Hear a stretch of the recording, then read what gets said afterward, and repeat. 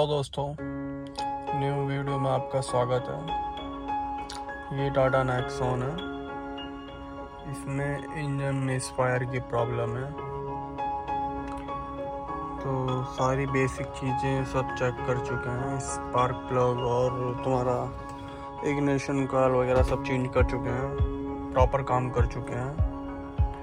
तो डायग्नोस करने के बाद पता चला है इसका जो इंजन कंट्रोल मॉड्यूल होता है उसमें प्रॉब्लम है।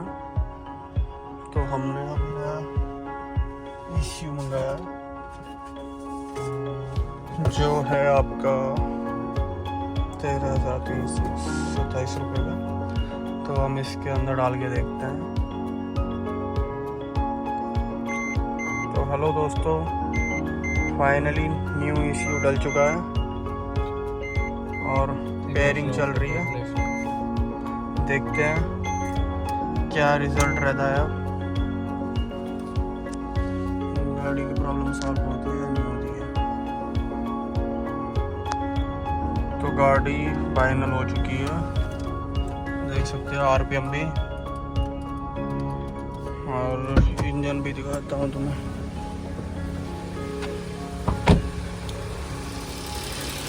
तो इंजन भी कोई कंपनी नहीं कर रहा है। गाड़ी ओके है। मिलते हैं नेक्स्ट वीडियो में।